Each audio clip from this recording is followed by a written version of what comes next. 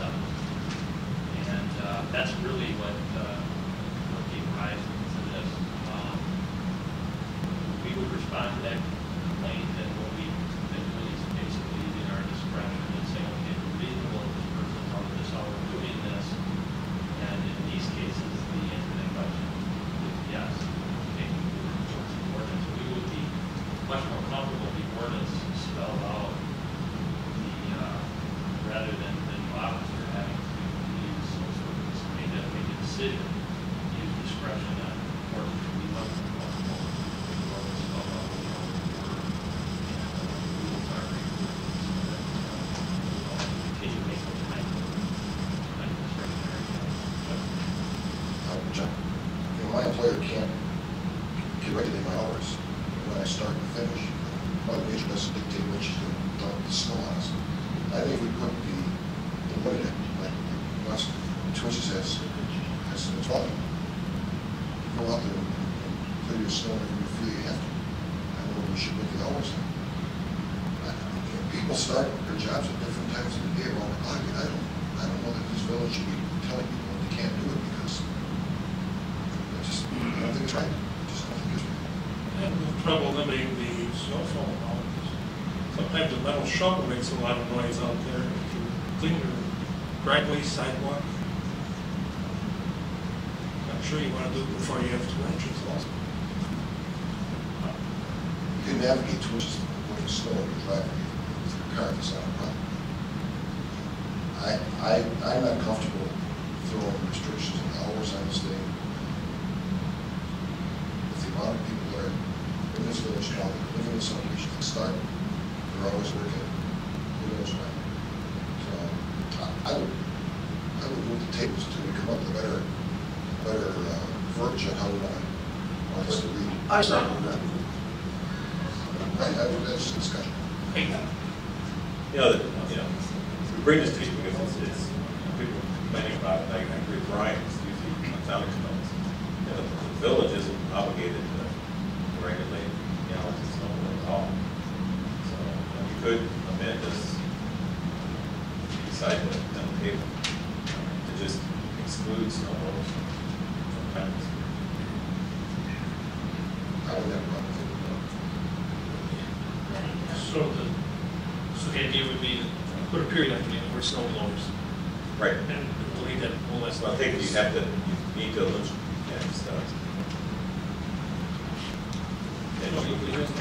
You leave it with the exception of snow blowers, period. That's your discretion. You know, I used to be called, they used to go 2, 3 o'clock in the morning. I used to go with my snow blower, I opened 2 lines just to get out of the driveway. I think I had no choice. Okay, we had to change, Jane. The only other change is the operation of utility power lawnmower, chainsaw, or the light between the hours of 10 p.m. to 7 a.m. Which is talking about those regulations of not using it between the hours of 10 p.m. and 7 a.m. with the exception of snow blowers, period. So you just basically put in the period after snow blowers and not operating the hours.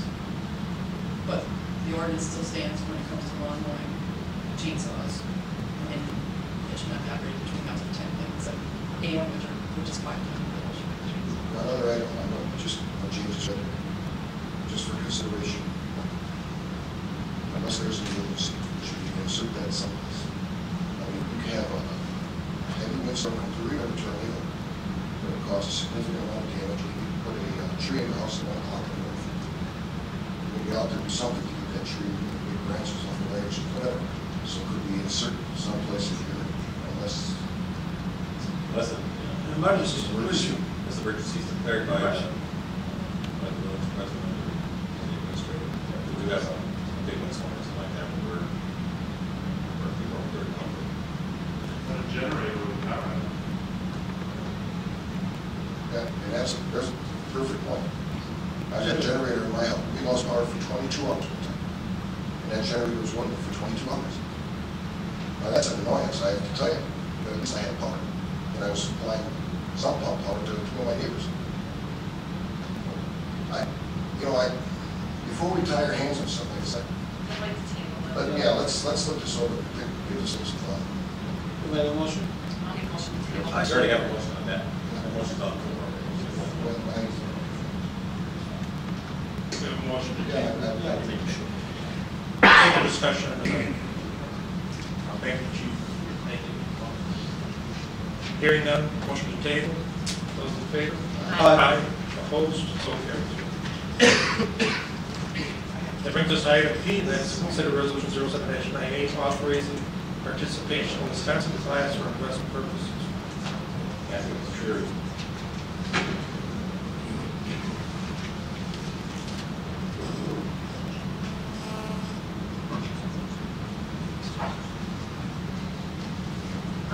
The resolution in front of you is to approve our participation in the Wisconsin Class Investment Pool administered by MB&A Asset Management.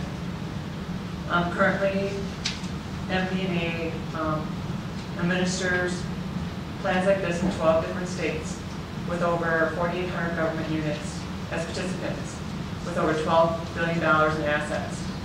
In Wisconsin, the pool continues to grow and peaks at $165 million during tax collection season. Currently, there are cities, 26 cities, 4 towns and 9 villages, and 9 counties participating in the Wisconsin class program, and also a handful of school districts, technical colleges, and special training districts. Currently, the village has a couple different places where we put our cash reserves. It's the local government investment pool. We also, in our local bank, whatever money's in our local bank, in the evening, gets swapped into a repurchase agreement during a higher interest rate. And then also, we also have a big account currently open with U.S. Bank, but we currently don't invest or put too much money in there. Those are all our short-term alternatives right now. And we transfer between them and evaluate on a weekly basis to determine who has the highest interest rate. And we transfer, because they're very liquid in terms of next day you might be transferred out. The class program is similar to that. This year the class program has actually earned a higher interest rate on average than the government pool. And currently, the majority of money is in First Banking Center, but I like to add this option so we can transfer, even if we're a couple basis points above, when we have a couple $1 million or more, that really adds up over time. So I'm asking for this resolution passed so that we can participate in the Wisconsin Class Investment Pool.